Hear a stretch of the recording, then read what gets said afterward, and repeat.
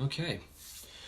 Well, I think I'm just going to go ahead and get started. I'm going to open up with prayer, begin the festivities. I got a ceremony I always do, and then I'll just jump right into it. So pray with me, guys. Lord, Heavenly Father, thank you for tonight. Thank you for this group. Thank you for the people that you have been able to minister to, bring them out of the new age, and bring them to the glorious light of Jesus Christ, their salvation. We appreciate that so much. Thank you for the opportunity to speak tonight. I pray that you will be glorified in this, that people can learn, apply it to their lives in wisdom, and that your Holy Spirit will fill us today as people take in this information, and that we can go out into the world and share this wisdom with you that you've laid on various people's hearts that have ministered to me as well. And it's in Christ's name I pray. Amen. All right. So I don't know if you guys know this. I have this thing where anytime I go live to give a little bit of a teaching, I have to have a drink with me. Tonight it's Mountain Dew Kickstart, just to make sure I have the brain power to get through it. Plus it tastes amazing, and it has a third of the calories, sugars, and carbs as normal Mountain Dew. So, yeah, here's to a good night of teaching and fellowshipping live. Oh yeah. I also have this thing where I like to blow the shofar, the goat's horn. In the Bible, when it talks about blowing the trumpet, that's the goat's horn. I have a big old one of those, but I forgot it. So I have a studio. Actually, this is my brother's. I'm trying to look super professional, but I had to steal basically all of this. So, hi Angela. All right. So I'm just going to get right into it. I wanted to talk tonight about cult mind control and different techniques that cults will use, how to spot a cult. I'm going to start off with a little personal testimony of mine. I'm going to try to run through it as fast as I can, but there's a lot of points that I have to hit along the way that will be relevant. So I'm not going to say I'm super brief about it. Hi. If you guys have, last October in Reasons for Jesus, I went live to give this testimony and, talk about me a lot, but so if this sounds familiar, it's probably because you heard it there, but I'm just going to go ahead and get after it. So the reason I felt compelled to talk about cult mind control is because I myself have been a victim of a cult. Whenever I was 19 years old, I joined a multi-level marketing business, the name I will not say. And the way that happened is my oldest sister, I have two older sisters, my oldest sister, she joined when I was like 17 or something like that. A year later, my little sister joined, and then a year later after that is whenever I finally joined. It wasn't really my thing. I wasn't negative about it by any means. It was just, in my mind, I was like, that's your guys' thing. You guys have fun. I see how you have to build this, build a customer base, talk to people, try to recruit them into your business. I don't want anything to do with that. Like, I'm not that guy. I'd rather work a job, punch in, punch out, that kind of thing. So I didn't really want to be a part of it, but I also knew that the people in the business, they were very patriotic, conservative, constitutional people. They love talking about the importance of capitalism, free market, stuff like that. And I was raised conservative, so of course I was all about that. I knew they were Christians, and I was raised in the church, so I was like, okay, yeah, I like all that. I like the people. I went to events like a dodgeball thing with them or something like that, or we rented out this area, to have some fun, and I was like, I love the people, and I love their values and stuff, but it's just not my thing. But then whenever I was 19, I was a college student, and in October of 2008 is when this happened. My sisters convinced me to go to one of their conferences, right? And so that business has quarterly conferences, once about every 3 months, but there's 4 per year.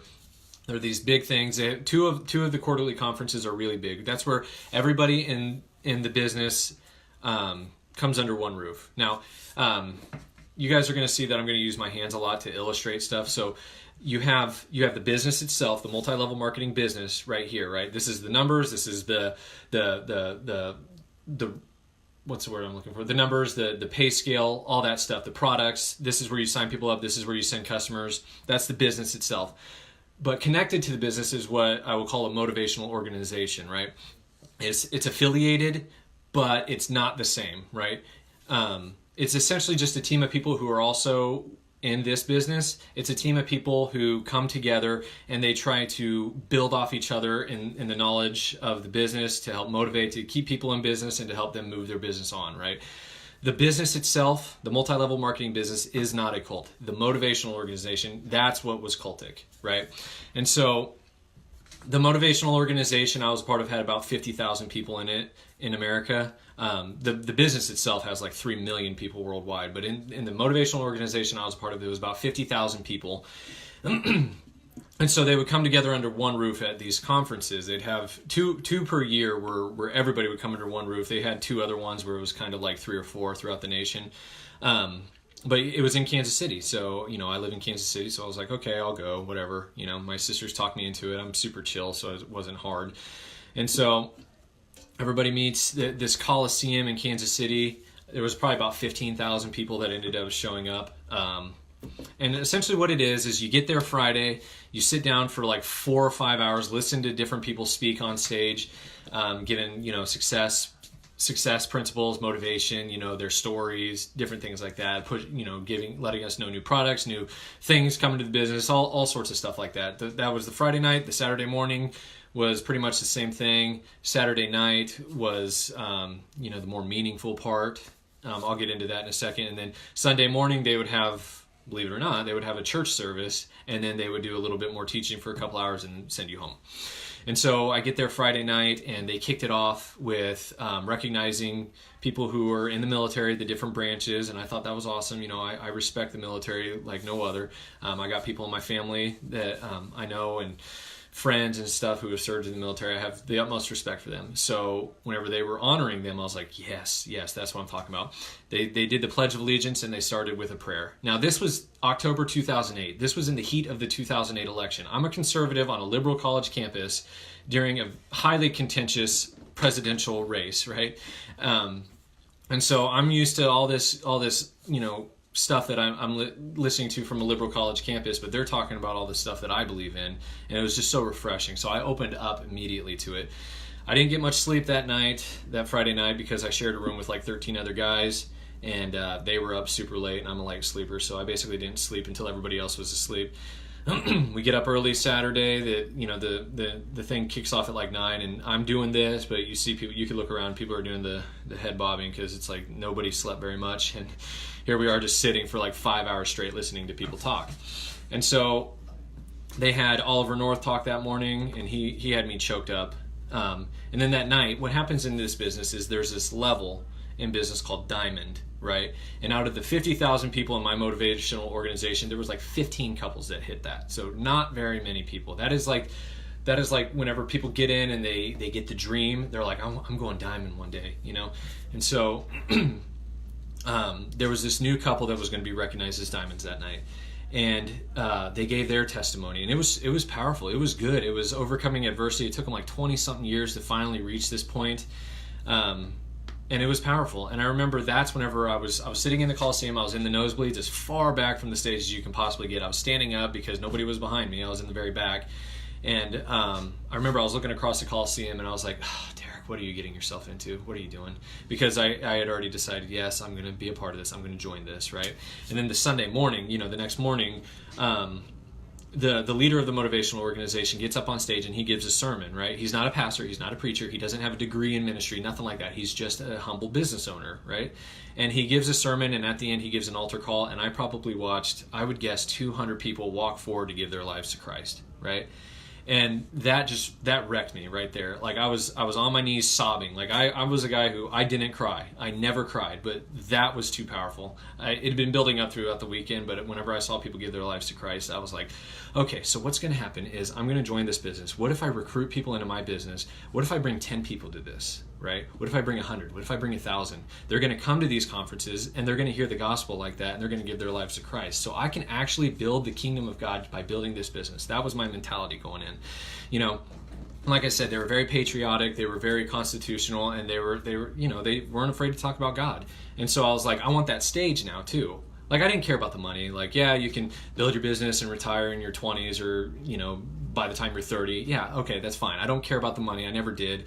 I wanted that stage, and I wanted to be able to bring people to Christ through this business. So that's how I got in. That's what attracted me, and that's what gave me purpose in there. So the thing is, people are going to be like, okay, Derek, you're saying this business is a cult, right? But you just said a bunch of people gave their lives to Christ at it. So how does that work? Well, there is a catch to it, okay? And this is where I might ruffle a little bit of feathers, but you guys need to know this, is the foundation of their Christianity. If you get into the business and you really examine it, it is very, very strongly word of faith, right? So there's a very prominent word of faith teacher. Like whenever at the altar call, they would hand out Bibles to the people who gave their lives to Christ. They were Bibles that were sponsored by a very prominent word of faith teacher, right? And I would hear this. I was surrounded for 4.5 years by people who were in this business who were sucked into this word of faith stuff, and I would hear stuff like speaking things into existence. They were talking about that all the time. Your words create reality. They had this recommended book. It was the Hung by the Tongue, how the words you speak can create your reality. So you need to be careful about what you say. They would always talk about PMA. That stands for positive mental attitude, because your thoughts create your reality. The word of faith, if you guys don't know, it also has doctrines about being little gods. Like we are little gods. You have the big G God, and then you have the little gods. Thank you, Lyndon. And very, very strongly, because this is a business, right? So of course they're going to hone in on this prosperity gospel, right? It is God wants you to be rich. God wants you to be healthy. I remember one time, I said this business owner, gave a sermon. Well, once I had on discernment glasses going to these things, I remember at one conference I went to, he was on stage, he was given, his sermon, and he said, he misquoted 3 John 2, what is that? Beloved, I wish above all things that thou mayest prosper and be in health even as thy soul prospers. Taken in completely out of context, but he's saying God wishes above all things, that you will prosper financially and be in health as your soul prospers. That's what he told people. And he's like, why? Because God can't use you if you're poor, and God can't use you if you're sick, right? That was stuff said from the stage. But anyway, so I never bought into that stuff. I never once bought into the word of faith stuff. I dabbled with one aspect of it very briefly, but I never bought into it, but everybody else did. Every single person in this business bought into it. So not only did I say, I'm going to teach people, good patriotic values through this business, not only am I going to bring people to Christ, by bringing them to these conferences, I'm going to build my business. I'm going to reform from the inside. I'm going to work my way up to leadership so that I can help people realize true doctrine, right? And so I was like, that's my destiny. And I even reached the point shortly after I joined the business, I was like, not only is this my destiny, God designed me to do this. This is my purpose in life, and God has made it abundantly clear. Like I was certain of it, right? Now imagine how hard it would be to get me out of the business had I thought that about it. Like I was like, this is what I was designed to do. How hard would it be to be like, dude, you need to get out of that? It's basically impossible. So I never really had success early on. Actually, I shouldn't say early on. I never really had any success. It's just like multi-level marketing. 99% of people don't make money anyway. I was no exception to that rule. But one thing to my credit is whenever I got in, I got a little recognition because I was devouring the recommended reading list books. They have a recommended reading list, the motivational organization does, about success, sales, motivational stuff, different testimonies, just stuff to help you build your business, supposedly, get you in the right frame of mind, because your thoughts create your reality. They also have these audios that they put out that you can buy through the motivational organization, and I was just listening to them like crazy. And so people were like, oh my gosh, this new kid Derek, like he read 5 books in 1 month. And I was like, then I would tweet out and I'd be like, actually it was 9. And then like one book I read in 2 days, another book I read in 1 day, and they weren't like super short books. They were just, normal books, but I just devoured them. So, I've always been a nerd, as you can see right there. But, if you're not going out talking to people, your business isn't going anywhere. You can suck up all the knowledge you want, but if you're not doing anything with it, nothing's going to happen. And that's true for pretty much anything. So, what happened is, as time went on, I started to get discouraged. This is where I'm going to try to run through as fast as I can. I started getting discouraged, because I'm like, okay, Derek, you've been in the business for 7 months now, and you have nothing to show for it, right? And then it's like 8 months, 9 months, and now it's like, Derek, you've been in for 1.5 years, 2 years, 3 years, 4 years, and you still have nothing to show for it, right? And so that created this vicious cycle where I was like, okay, so I'm not taking action, so my business isn't moving forward, so I'm getting discouraged because I'm wasting time, and because of my discouragement, I'm less likely to take action, which means I'm still not moving forward with my business, which discourages me more. You can see the snowball effect there. And now compound that over like 4 years. I was in the business for a total of 4.5 years before I left. But eventually, I would say, I tell people this, I'm like, there was probably a handful of nights I didn't go to bed feeling like complete garbage. Like I would go to bed, I'm like, Derek, you wasted another day. You are garbage. You are scum. And part of the reason is because, Derek, you have this dream and you're not running towards it. But I was also like, this is God's purpose in your life. So you're spitting in God's face now too, right? And so that started a really vicious cycle in my life to where it would stress me out. It was just the weight on my shoulders just got heavier and heavier as time went on. And then about halfway in that 4.5 years, I met up with this guy named Chuck. He was at my church. We were both youth leaders. And we started running with each other because we're both doctrinal nerds. We just loved to just devour information. Like he read this one book I recommended to him. It was like 500 pages. He read it in 2 days. You know, we just love to read the Bible. We love to read teachings and different books on stuff like that. That was our passion, right? And so we started this little fellowship, right? And then sometime later, Chuck had his friend from college get saved. His name is Tyler Hood. He's a member of this group. He got him saved, and Tyler just right out of the gate, he was like a baby chewing on T-bone. Like he skipped the milk phase of his Christian walk. He just went straight to the meat, right?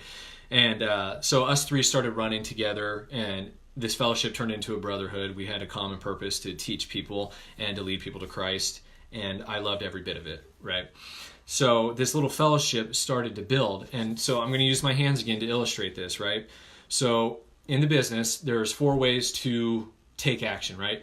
You read their books. They have a recommended reading list on success, motivation, all that stuff. You read that. You listen to their audios. These are like recordings of people speaking on stages at these conferences, you know, doing different teachings, testimonies, motivational stuff, all that. You got to listen to those constantly. You need to talk to people about the business to build a customer base and to recruit people into your business. And number 4, you had to get around people in the business to stay motivated, right? So you had that. But on the ministry side of things in this fellowship, it was read the Bible, read books on theology, stuff like that, nerd out completely, listen to sermons, listen to teachings and all that stuff. Talk to people about Christ. Yeah, that's what it was. It was talk to people about Jesus, do teachings, talk to people about Christ, evangelize, and then the last one, fellowship. Don't forsake the assembling of yourselves, right? And so they had their parallels. So read, listen, talk to people about it, and fellowship, right? But the thing is, in the business, I hated every bit of it. From the day I got in, I hated every aspect of that. I never wanted to do any of it, but I was supposed to, right? That was my purpose in life. But on the fellowship side, I was desperate to do every single bit of it. Like, I couldn't get enough of it. I would fight to be able to do it. And so people would be like, wait, so...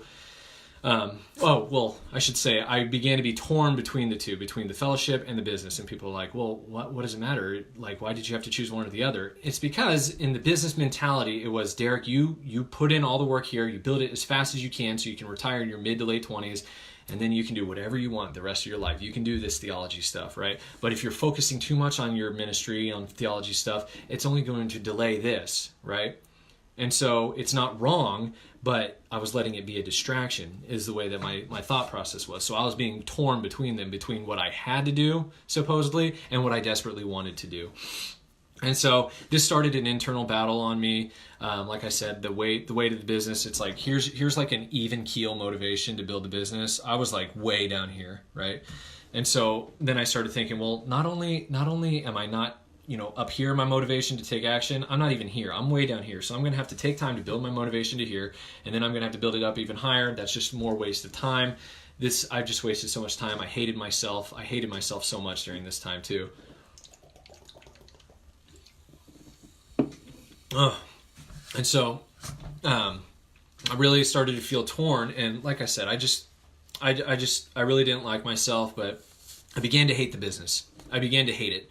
I was like, I used to tell God, I'm like, I hate that you made me do this. I hate that you showed this to me. I hate that this is my purpose in life. I don't want to do it.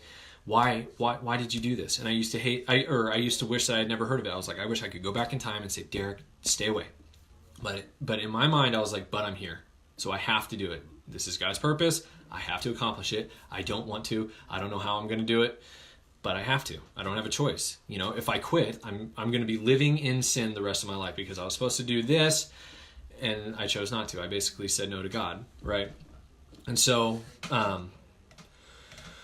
That was the internal battle. And I mean, honestly, without going into a lot of stories and a lot of details, let's just say that I was depressed, but nobody knew about any of this going on in my mind. Nobody knew the internal battles I was fighting because I'm a silent sufferer. And so I remember sitting on my couch one day and I looked down at my cat and he like, Taz, right? You love cats. Anyway, I looked down at my cat and he like stretches, yawns, and rolls over and goes back to sleep. And I looked at him and I was like, I envy you. Like, I wish I was you, because you have a simple life. You get to do what you want. You don't have to feel bad about it. Here I am sitting on the couch and I feel like garbage. I saw squirrels wrestling in a tree and I was like, I wish I was those squirrels right now. Like, they get to do whatever they want. They get to have fun. I don't get to have fun. They don't have this purpose that God made them do, that they don't want to do, right? And so that kind of started the internal battle, and it was being torn, business and ministry. I have to do this, but I want to do this. And so just to kind of bring this to a head, what happened is my girlfriend at the time, her name's Jerry. Well, she's my wife now, but we were going to stuff together during this time. Remember I said they have quarterly conferences, so that's like once every 3 months they have that big conference, but once a month they would have a team meeting. That's essentially like a pep rally for people in your area on a Saturday once a month. But every week you went to the meetings, right? The business meetings on a Tuesday night, you would go to those. You go to a hotel, and what would happen is the first part of the meeting is you would bring a guest with you who was interested in joining the business. They would see everything written out to see if they wanted to join the business. Then you would break, and then there would be the training aspect afterwards. So even if you didn't have a guest, the training was for the people, go over product of the week, give little testimonies, keep you motivated, tell you about new incentives, things coming down the pipeline, stuff like that. So you had to go to a business meeting once a week, you had to go to the team meeting once a month, and you had to go to the conferences once every quarter, right? So me and Jerry are going to these business meetings week after week after week, and by the grace of God, she got this new job that required some training and 6 weeks of training to where she wasn't going to be able to go to the Tuesday night meetings.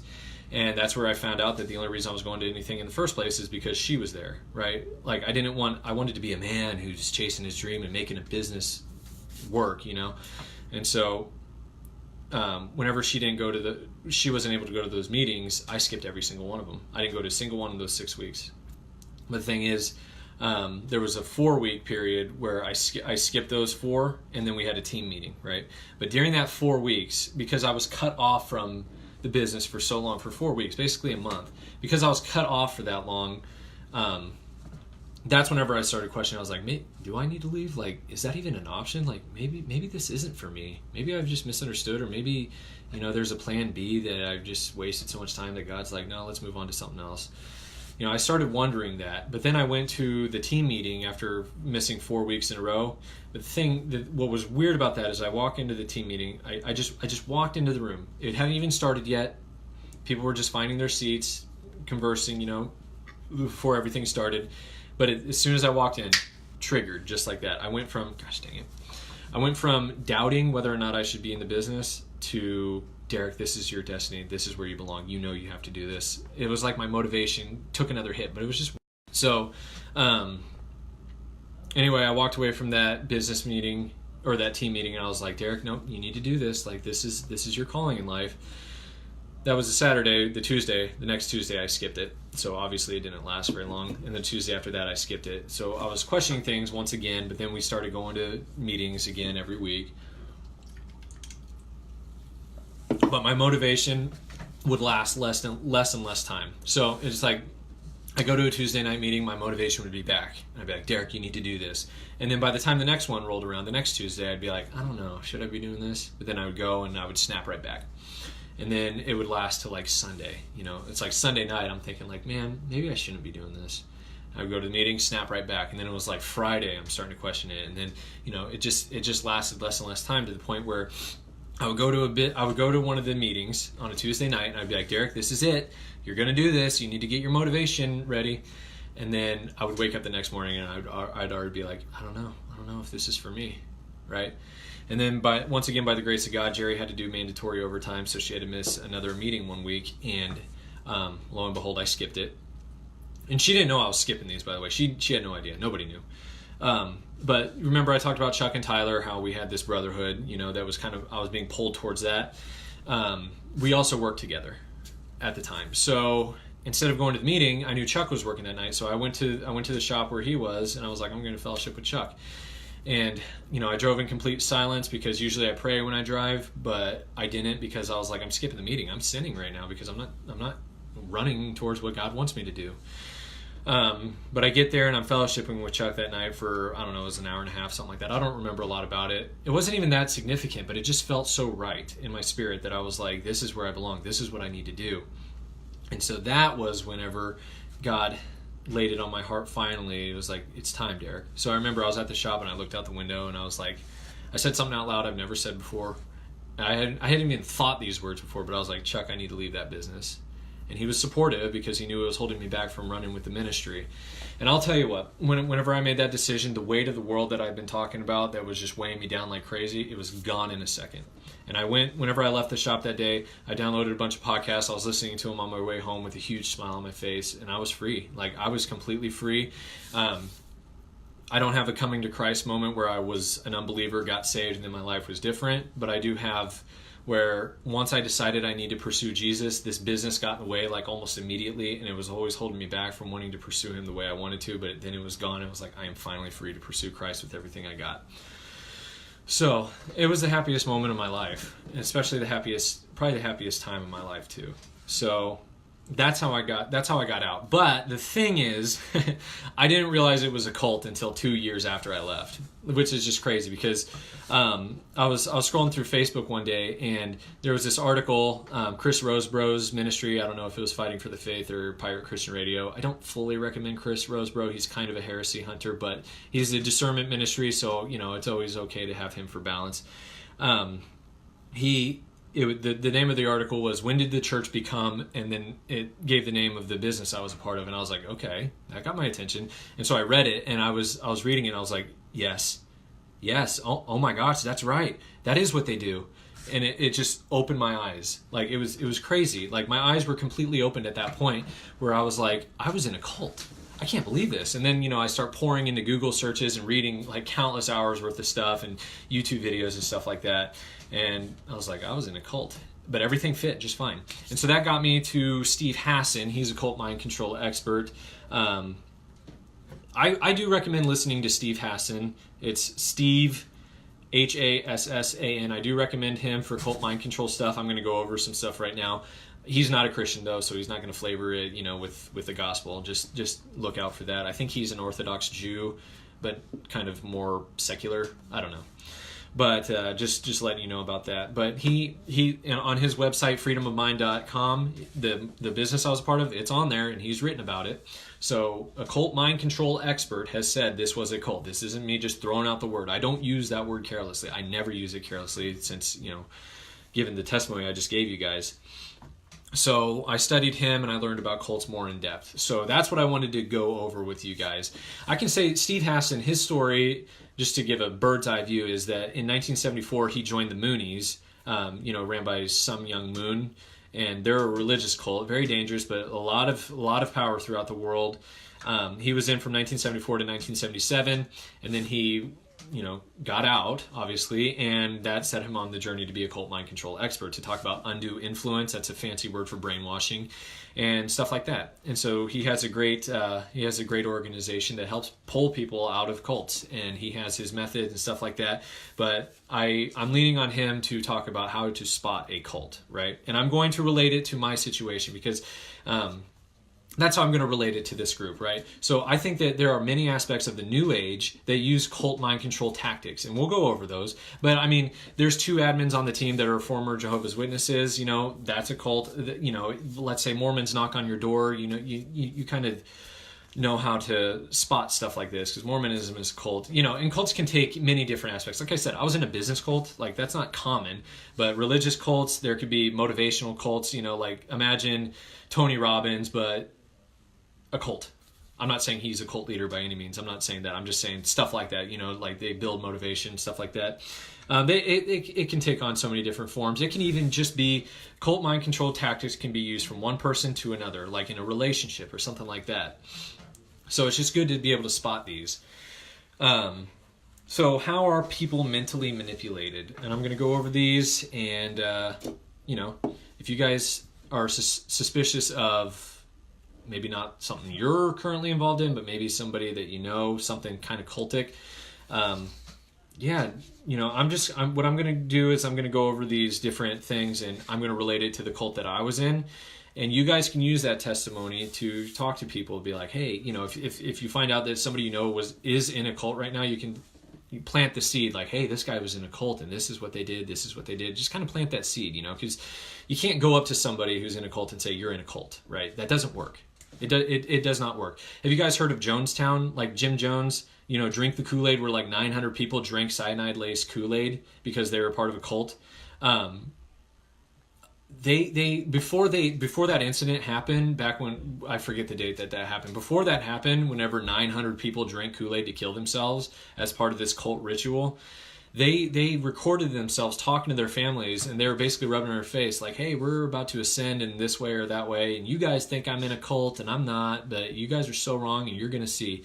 The whole time they're in a cult, right? So you can't just go to somebody and say you're in a cult. Here's the symptoms of a cult. You can't do that. It's got to be, you got to slip under their ego from the back door. And so you feel free to use my testimony to reach somebody. I think my friend is in a cult. When I try to point out the red flag, she thinks I am part of the dark forces attacking her. Yeah, that sounds very cultic. That sounds like, I'm going to go over one of the symptoms is like, they have arguments that aren't rational, but also thought-stopping techniques. Like, she's not going to listen to you because you're part of the dark forces, so she's just going to cut you off. So have that in mind as I go over this. So Steve Hassan, he has the BITE model, B-I-T-E. It stands for behavior control, information control, thought control, and emotion control, right? And there's subheadings under each of these, and so I'm going to go over those with you guys right now. So starting with behavior control, by the way, if they don't have every single one of these, it doesn't mean it's not a cult. They're going to have a lot of these. You're going to see a pattern that it fits a lot of this. It's probably a cult, right? And like I said, I relate this to the New Age, one, because of the word of faith aspect that I was witness to, because word of faith is essentially just New Age with Christian lingo. Instead of the universe or some version of God, you have Yahweh, or you have faith that's creating the force, stuff like that. So it does relate to the New Age. I think New Age, has its claws in so many different facets of society, including the live, laugh, love people. So anyway, so behavior control, one thing about that, dictate where, how, and with whom the member lives and associates or isolates. So they dictate where, how, and with whom people are associating with, right? That did relate to me. So you remember I laid out, you've got to read, listen to the audios, talk to people about the business, and get around people in the business. That was highly emphasized. You get around them because they have a common dream, and they're going to motivate you to build your business as you motivate them, and that's how you guys are going to build this together. This is a very interesting topic. I can't wait to arrive home and watch from the beginning. Yeah, Victoria, you'll see my. No, you don't. Nice try, Brooke. Victoria, yeah, it was just my testimony, so I'm relating it now. But feel free to. Gosh dang it, these computer screens keep turning off if I don't move the mouse.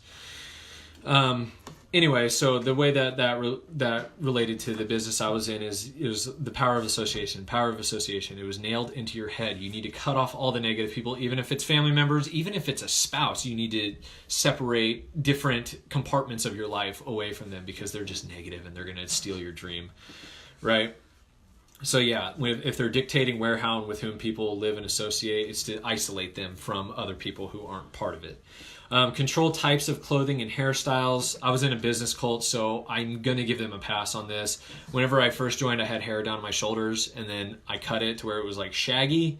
And then they were like, Derek, come on, you're a business owner. Like, if you want people to take you seriously, you need to look the part of a business owner. So then I cut it more to like what you see today.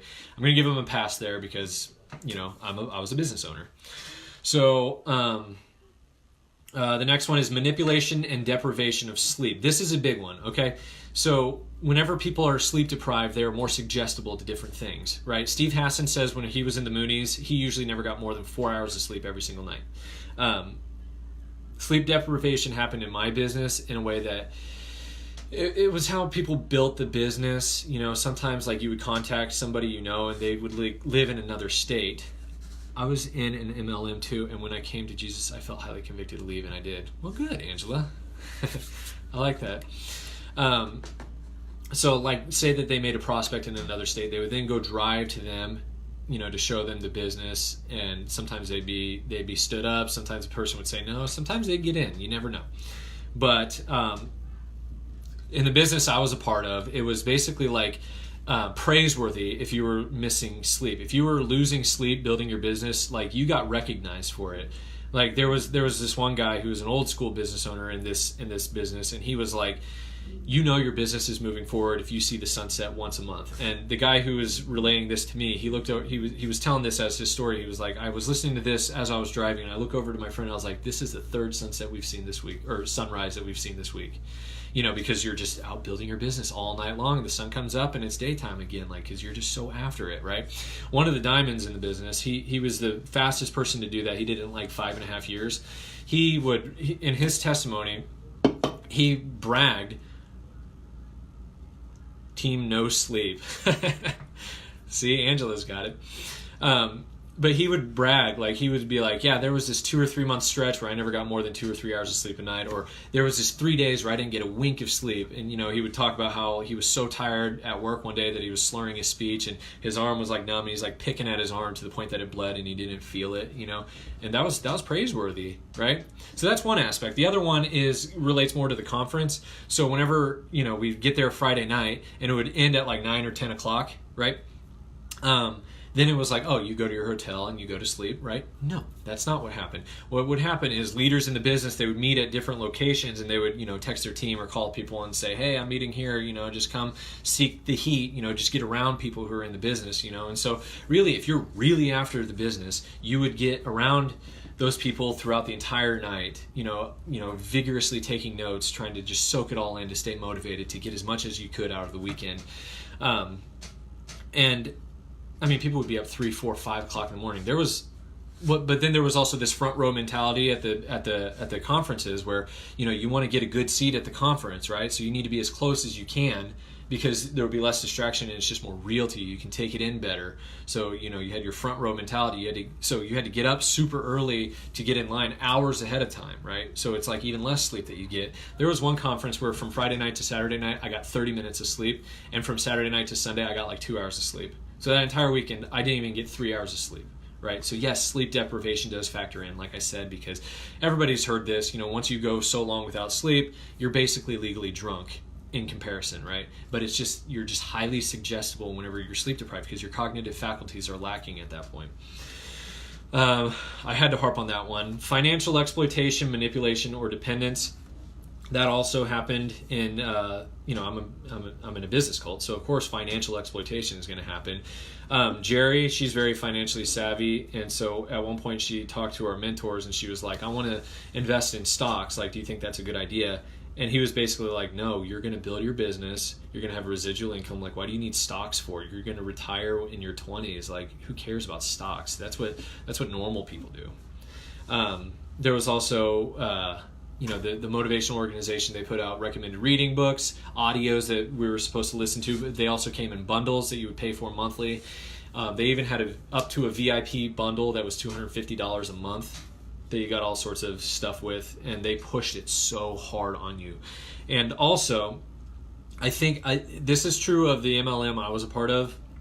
I don't know if the Federal Trade Commission made this for all multi-level marketing, but it was essentially like, you can't front load your business. So in other words, you're supposed to generate so much profit a month to get paid, right? Like, it doesn't matter how much money your business does, if your personal circle of sales doesn't reach a certain level, you don't get any money, right?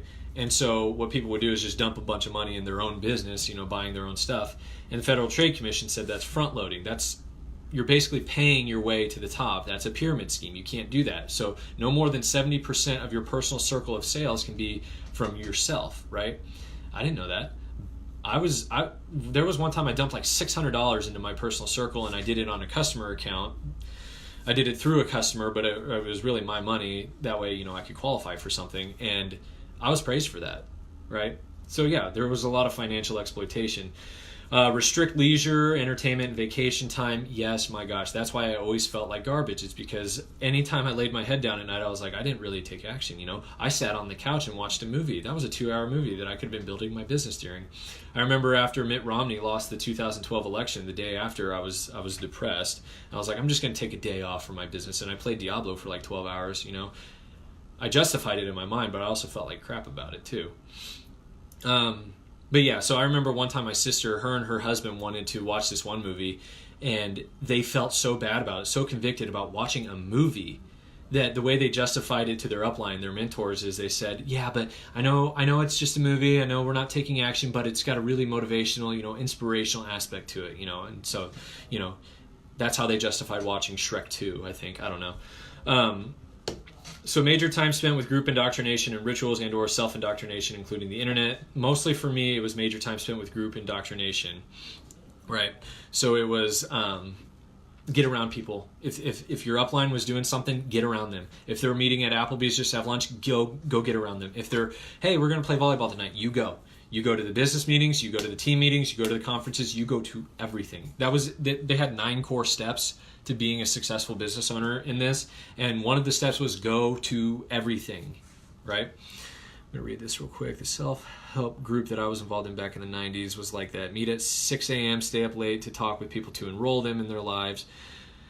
And if you had to go to sleep, use the bathroom or anything on the body, you would be asked, how does that show up in your life? Yeah, you see,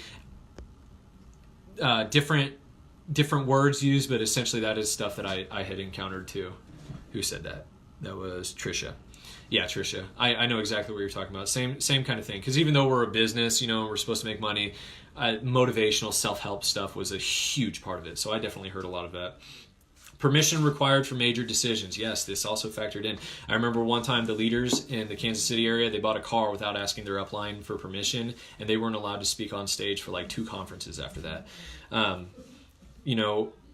I talked to my upline whenever I was dating Jerry, and I was like, so what if marriage is in our future? Like, is this something that we can look at? Like, I felt like I had to ask them, and they wrote down on this piece of paper like 6 steps. They're like, once you do these 6, you can propose to her and get married.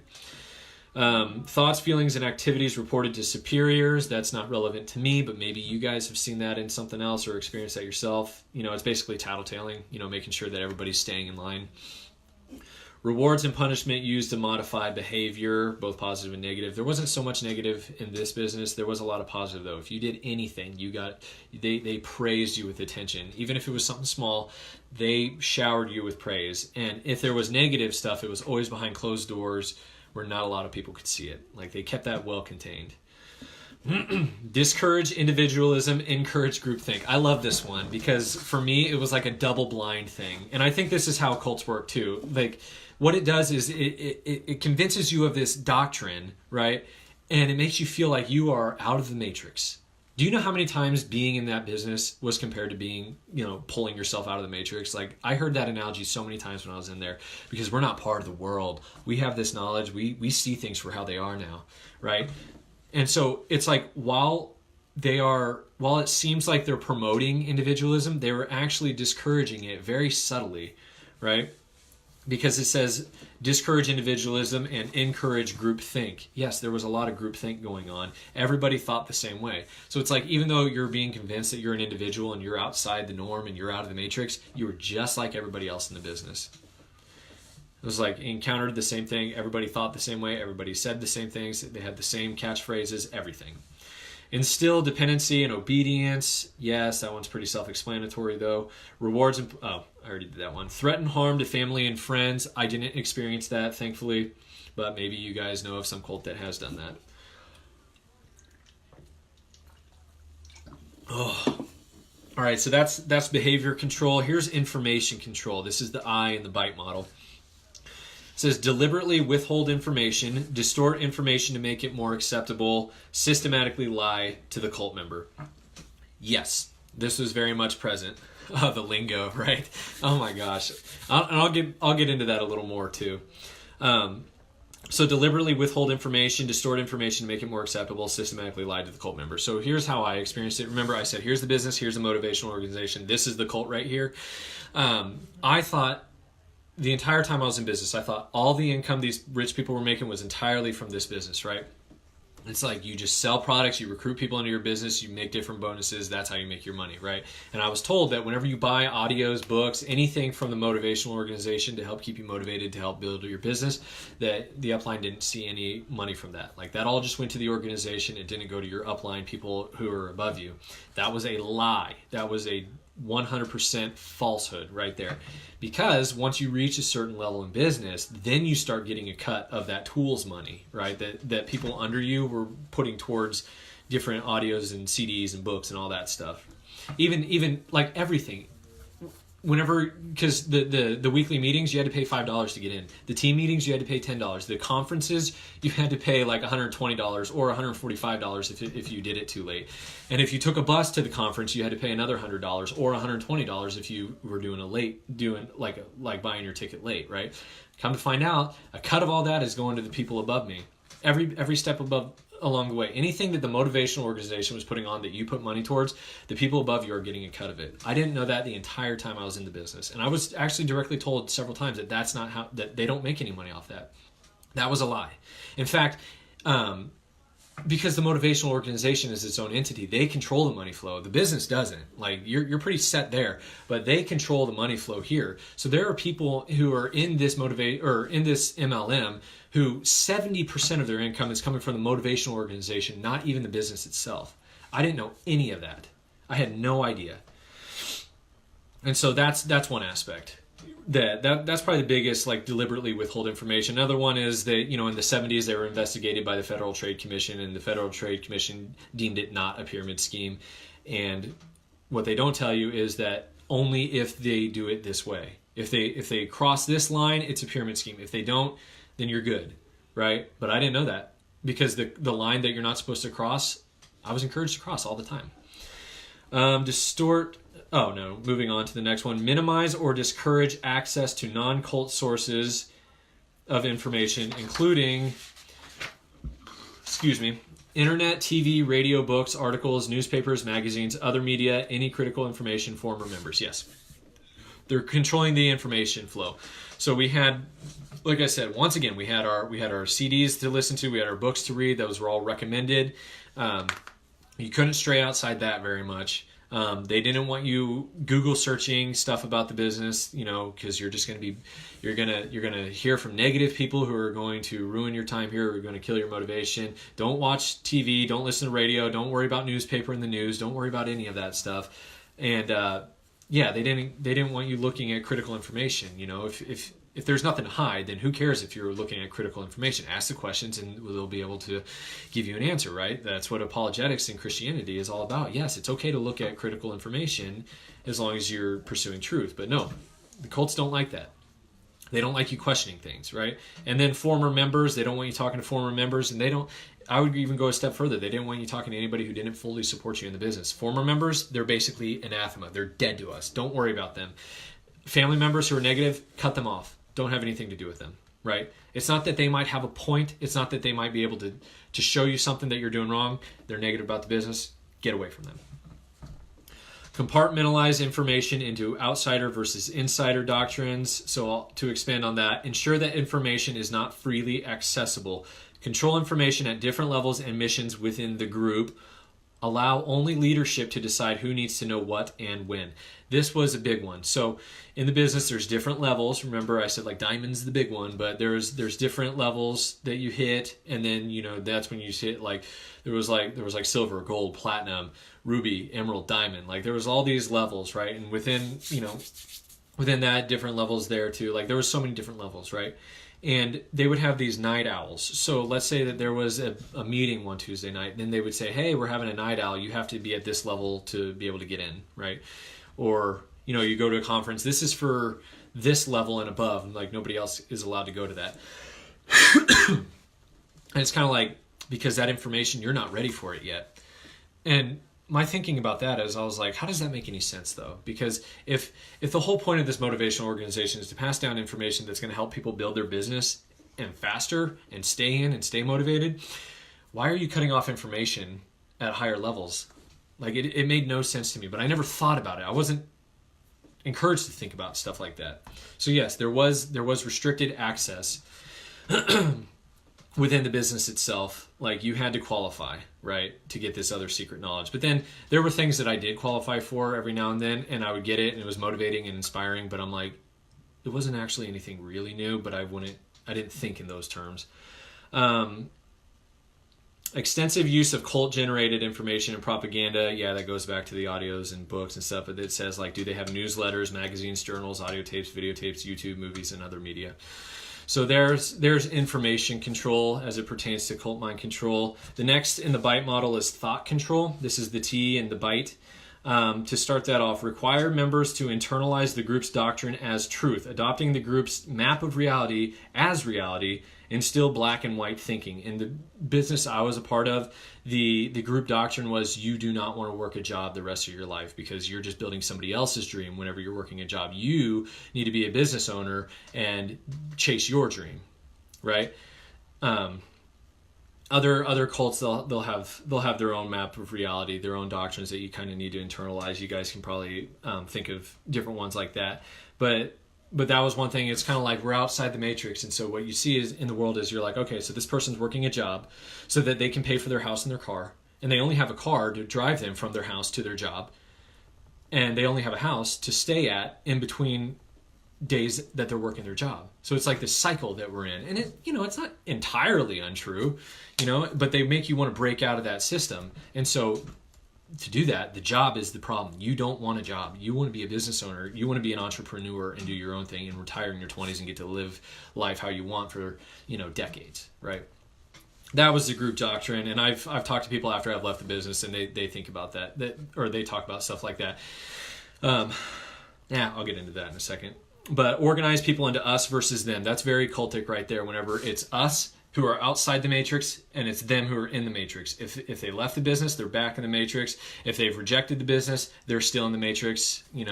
We're above them. We have this knowledge. We have this thing. We have this access to the greatest opportunity in the world, right? Other cults will have this access. This is our means of salvation one day. Something like that. You'll probably see in a lot of like religious cults. Okay. And you would look at people and you're like, poor, pitiful person. You're just going to live this meaningless life. Like, I remember looking at people and thinking that they were pathetic because they weren't in the business. They didn't have a dream, and they didn't have anything to run after, right? It's like they're existing, but they're not living. Like, that's how I looked at most people in the world. Change person's name and identity, not relevant to the business I was in. Maybe you guys can think of something where that's happened. Use of loaded language and cliches that constrict knowledge, stop critical thoughts, and reduce complexities into platitudinous buzzwords. My friend thinks they are high-level light works, or have to save the world, and only they can do it. Yeah. I feel bad for you because your friend is in some weird stuff, but you'd be surprised. I'll just say it now. No, I'll wait till the end to talk about that, Fran. If you can hang on, JWs do that big time. Yep, you're gonna see, Danny. You're gonna see a lot of parallels. You're gonna relate to a lot of this. I'll save that for the end. What I was about to say, but yeah, it's almost like they have their own loaded language, their own terms, their own things that once again further separates them from other people, like their own lingo, if you will. So for me, it was job. You don't want to work at job the rest of your life. And the reason they said job is because that was an acronym for just over broke. It's like, you're not broke, but you're just over broke because all you have is a job. You don't have a business. You're not an entrepreneur. You're just over broke. If you're going to work a job the rest of your life, you're lower middle class and you'll have nothing of significance. Remember, there was a guy on stage who said God can't use you unless you're rich. So yeah, so that was the loaded language, the job, and there was other things that only people within the business would really understand that I could throw out there. You'll see that in cults, they have their own language, right? Their own lingo that they're going to typically use. It's further separation.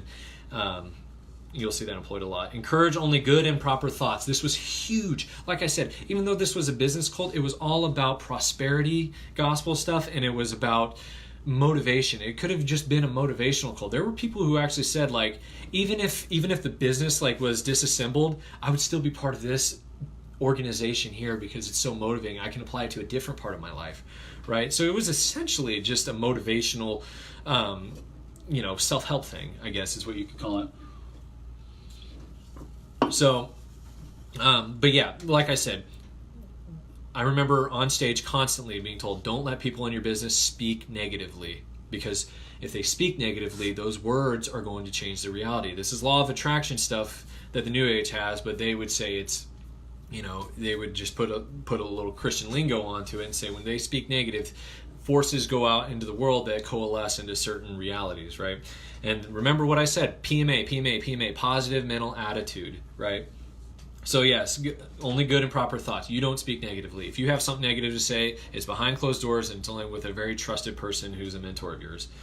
Hypnotic techniques are used to alter mental states, undermine critical thinking, and even to age regress the member. I'm going to touch on that one in a second, or in a little bit, the hypnotic techniques. I'm going to go over that. I want to expand on that, but I don't want to do it quite yet. Memories are manipulated and false memories are created, not relevant to me, but, just in case somebody out there has seen something like that. Teaching thought-stopping techniques which shut down reality testing by stopping negative thoughts and allowing only positive thoughts, and different thought-stopping techniques: denial, rationalization, justification, wishful thinking, chanting, meditating, praying, speaking in tongues, singing, or humming. I did have my own thought-stopping techniques. They weren't promoted, but it was essentially like once somebody started being a little negative, showing concern about my time in business, this wall went up, and I knew I wasn't going to care about what they said. But if somehow they were able to slip in under it, right? They were to slip in and put stuff in my head that was negative to make me question my involvement. I remember there was one time I talked to my uncle, and he really got to me. And the next morning I woke up and I was like, my name is Derek Beeler. I'm part of X business. I'm going to do this the rest of my life. This is God's purpose in my life. I'm going to keep running towards it. Like I had to convince myself to stay at it. Right? That was a thought stopping. Derek, stop thinking about what he was saying. Stop thinking about what that article you read said. Stop thinking about what your friend said. Stop. A lot of thought stopping techniques. You see, and that's what I like about Christianity and the apologetics. I'm really into apologetics, Christian apologetics. I have numerous resources on that feel free to message me anytime. But Christianity doesn't have that. At least not true Christianity. There may be pockets that are different about that, but they don't want you to cut off what people are saying. They want you to take it head on. Remember, what is it, 2 Peter 3:15? Always be prepared to give a defense. Like your faith is not cultic. I'll say that much. Rejection of rational analysis. Fran, I think I talked about this earlier. Rejection of rational analysis, critical thinking, and constructive criticism. They want to separate you from logic, essentially.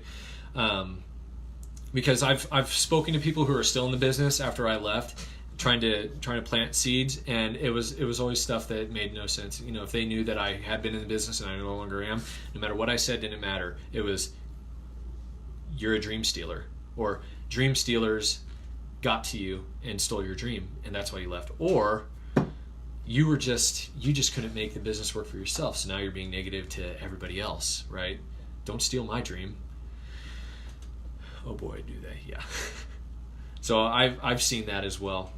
Forbid critical questions about leader, doctrine, or policy allowed. You see, I was the business cult I was in. Nothing was strictly forbidden. Nothing was forced. Nothing was,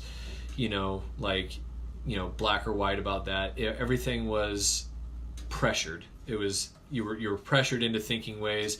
You were pressured into taking certain action. Nothing was forced on you. It was more subtle, but it's almost more dangerous that way because you basically, they convince you that these are your ideas. You're not saying, well, the business says that I need to be like this. It was they subtly brainwash you essentially into where you think it's your own thoughts that are, making you act this way.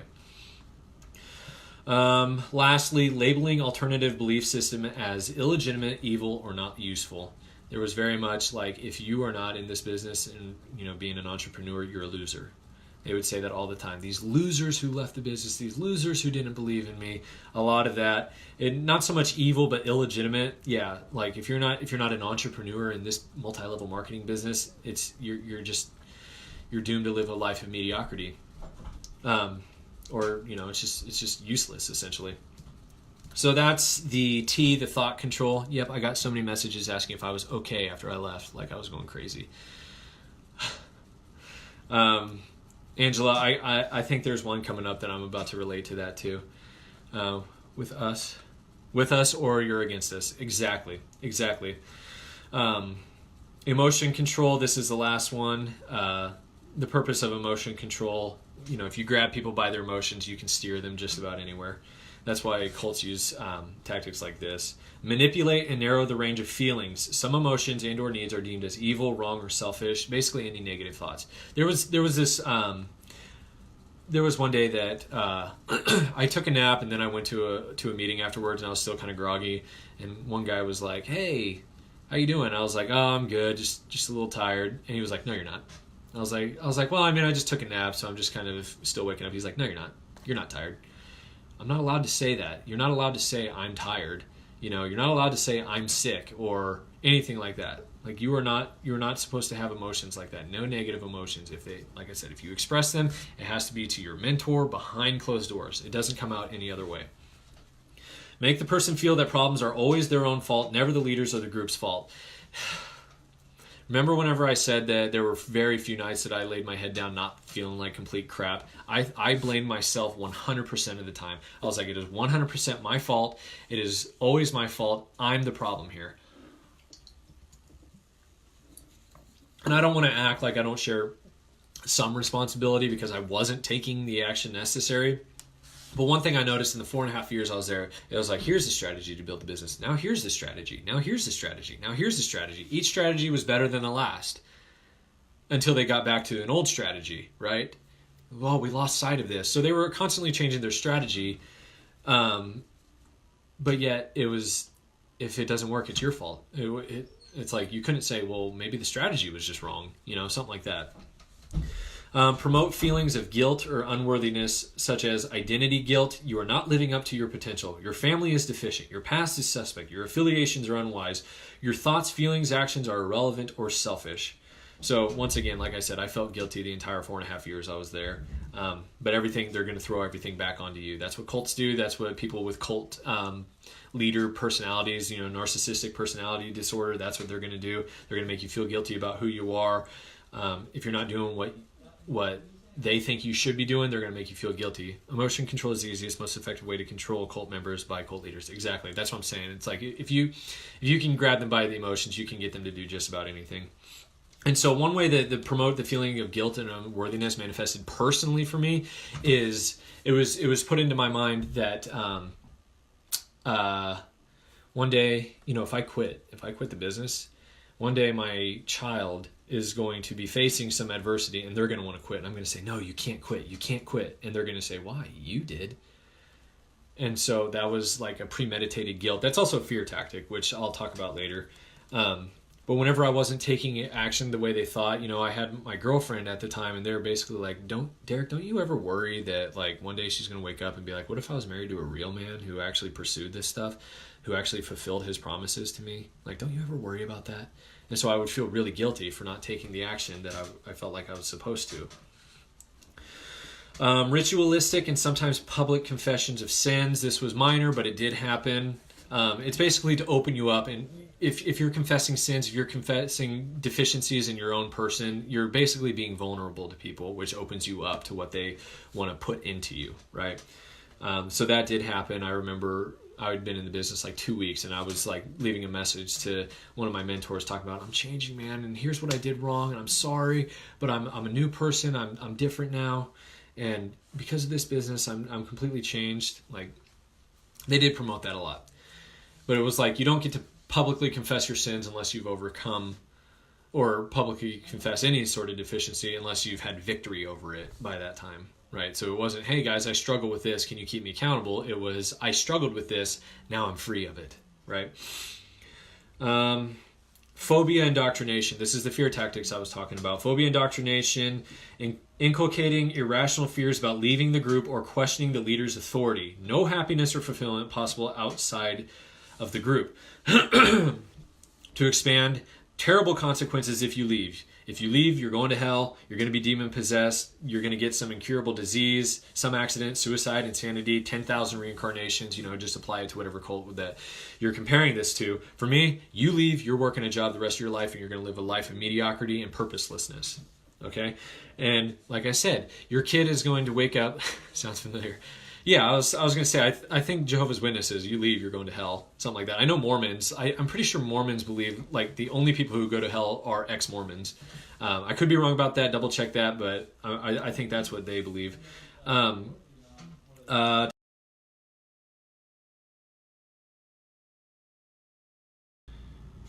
just gonna jump back into it.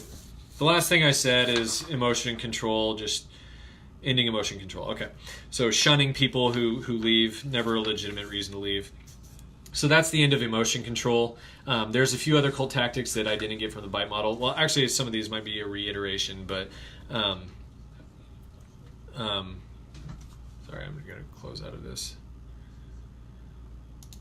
So a few other cult tactics. Remember I said that I was going to touch on the mass hypnosis again.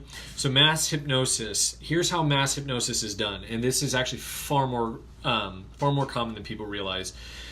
Repetitive music, whether calm and relaxing or extravagant and powerful.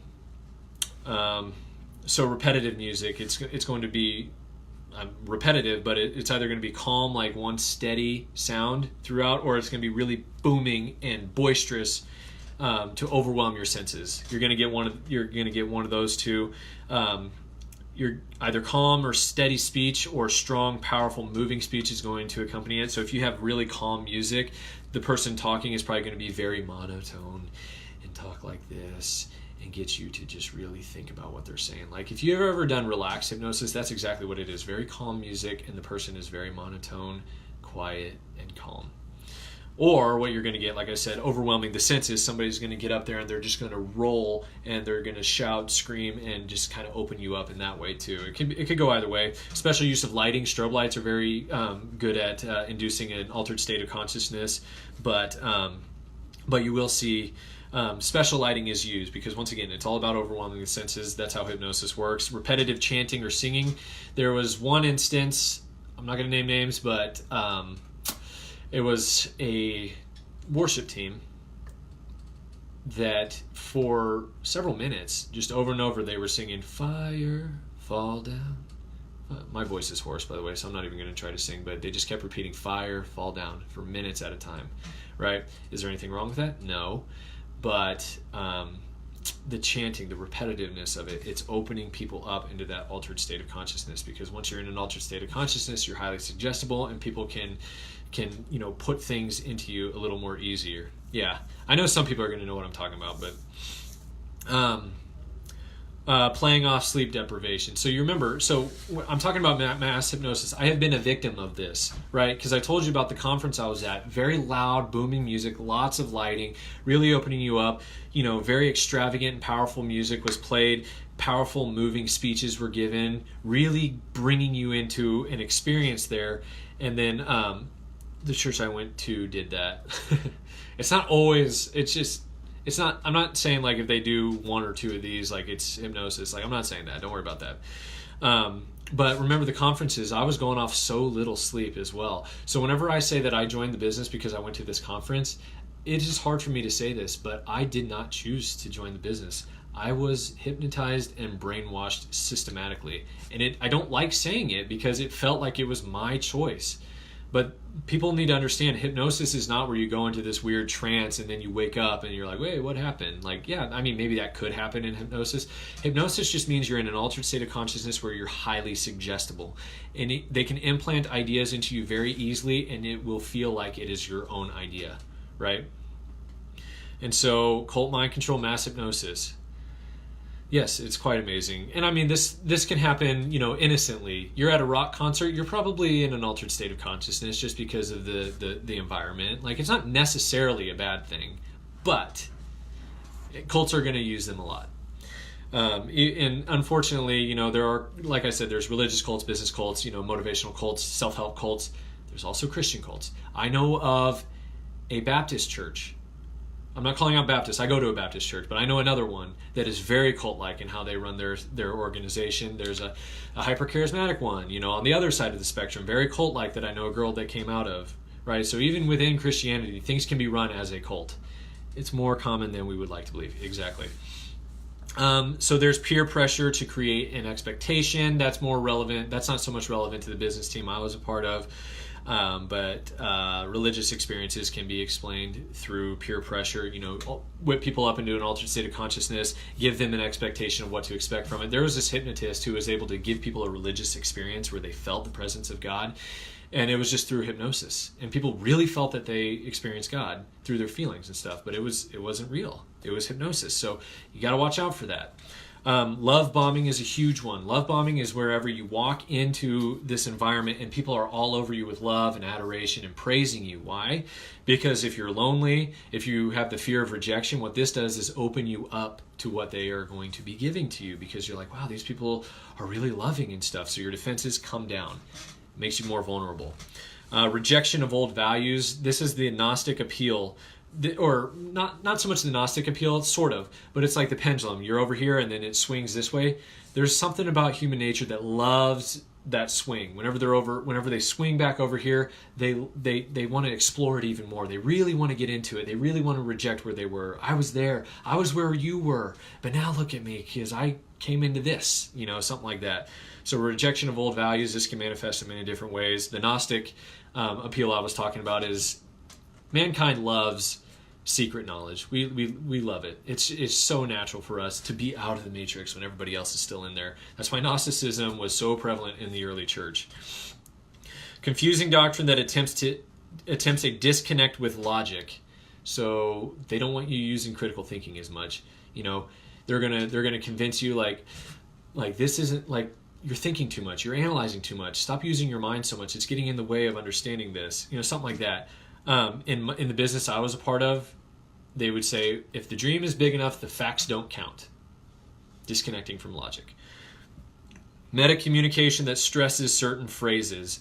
Like I said, that goes to their own lingo and groupthink stuff. So whenever it comes to the word of faith influence that I had been around, don't speak that. If somebody says, I'm tired, don't speak that. Or I'm afraid, don't speak that. Or I have this sickness, don't speak that. Don't give life to that disease. Right? If you guys know Christy Kang and Tiffany Jessup, they're admins in this group too. Melissa had an interview, her and Doreen had an interview with them too, and Christy, the stuff she was involved with in the New Age, she was describing it, and I was like, I heard that. Yep, I heard that exactly. Because Word of Faith is the Christianized New Age, essentially. So it's, don't say that, don't speak that, I don't receive that, or I receive that. I reject that, or I'm going to speak into your life. There were a lot of things like that. But those are just examples. Like I said, you can apply that to, I'm not saying those are cult things. I'm saying whenever it comes to Word of Faith, that's stuff I heard a lot. Just to give an example of different lingo that was basically separating the people in the cult from others. Confession, I talked about that. Finger pointing, us versus them. Discouraging questioning and fear tactics. I went over all those, so I forgot to edit that part of my notes. So I'm done. That was it. That was the cult mind control stuff. I hope this bite model really helped you guys, because like I said, it can be so subtle, but it can be so obvious at the same time. The people, this is what I wanted to say. I hope Fran sees this. I was going to touch on this again. Whenever I realized that I was in a cult, I had to check my ego. I was like, am I stupid? Did I fall for this because I'm just dumb? And the answer that I was very thankful to get was, no. Anybody can fall for a cult. Anybody. Nobody is exempt from that. Because I know whenever I was in the business, I had this friend. I love him to death. I've been friends with him for 25 years, since I was a tiny child. Right? I'm only 29, so I was friends with him a long time ago. I love him, but he's dumb as a box of rocks. And he saw right through this business from the very beginning. And yet I know brilliant people who were involved in it. So if they're involved in a cult, it doesn't mean they're stupid. It doesn't even mean they're gullible. It just means that somehow they were able to subtly get into their head through undue influence, systematic, subtle brainwashing, right? And you can basically get people to do anything. Steve Hassan, like I said, he was part of the Moonies. He said that he was so far indoctrinated that he could have flown the planes into the World Trade Centers, right? He's like, if they wanted to program me to do that, I would have done it. I was that carried away by all this, right? And it also makes you think about people who are raised like the terrorists. in the Middle East, right? Like they're raised on this stuff. This is their upbringing, right? It's essentially a cult, right? Because think about it, if they think differently, they're not going to last very long, right? And so that it's like, how can people sink to such a low evil level? And it's like, because they've been mentally manipulated, right? And I'm not excusing them. Don't get me wrong. It's still just as wrong, and they need the gospel. But you wonder how people can carry out evil things. You can get people to do just about anything if you subtly work your way into their mind. So, last thing I'll say is, whenever I was in the business, even to the very end, I was not convinced to get out of it until I spoke the words, "I need to leave." From the moment I got into that point, I was so committed to it that there was literally nothing anybody could have said to get me out. There was nothing, right? I am so sure of that. I was in and I was solidly grounded in it, because people tried, and I looked at negative things and I was like, I ignored it, or I did the thought stopping, but there's nothing anybody could have said to get me out, because trust me, they tried. And so that's why I like my testimony, the aspect of that God gets the glory of it, because I could not have been pulled out of it if it wasn't for God systematically, slowly bringing me out. It was right until it wasn't. God very slowly but surely brought me to a place where he was like, he put something else in my path, and I was like, yes, I want to do that. And then he won me over to it. And then once I was out, I could look back and I was like, oh, that's what I was a part of, right? By the grace of God. I can relate for sure. Praise God, Angela. So, I think I'm pretty much done now. I hope this is helpful. I'm sorry that the broadcast got interrupted, and it's going to have to be split into two parts. But I appreciate everybody who's been tuning in, especially those who've been listening for the last, hour and a half. But yeah, I hope this is helpful. I hope this can be glorifying to God. If you want to study cults more, like I said, Steve Hassan, Hassan, freedomofmind.com. He's not a Christian. I feel like I have to emphasize that he's not a Christian. This is a secular cult mind control thing. Christian cults are usually dealt with a little differently, because Mormons, Jehovah's Witnesses, you can use the Bible to get through to them a lot of the times. Different things like that, or talk to them about the differences like between a X type of cult and a Christian cult. Like there are subtle differences, but if you just care about the psychology behind it, that's what I was going over today. And I hope it can be helpful. Look into it more. If you know people who are in cults, love them. Don't try to come at them really hard, because it's not going to work. That's just going to put their defenses up. But love them. Open them up to what you have to say. Just be there for them. Make them feel listened to. Steve Hassan has videos on YouTube where he talks about all this, the stuff that helped him get out and the stuff he does to get them out. But anyway, like I said, I appreciate the time. I'm going to say a quick prayer and I'm going to end it. I love you guys. Lord Heavenly Father, thank you for tonight. Thank you for the technology that we were able to use to be able to speak to so many people. Thank you for the experiences in my life, even though they were painful, even though they were stressful, and they were hard to get through. You carried me through those, and you've helped me to learn these different truths, and thank you for the ability to share them. I just pray that other people can take them and run with them, to apply them to their lives or to the lives of loved ones or friends that they might know that could be sucked into stuff like this. And of course, we want to reach as many people with the gospel, to open them up to the gospel. So Father, just have your grace on anybody who's trapped into stuff like this, and your grace on the people who want to help them get out, just out of love and being able to save their soul, Father. I just pray that Christ is glorified through this, and I pray that you will have your hand on this New Age to Christianity group, that you will continue to allow us to fellowship and work off each other and bless the admins, and we appreciate you. It's in Christ's name we pray. Amen. Love you guys.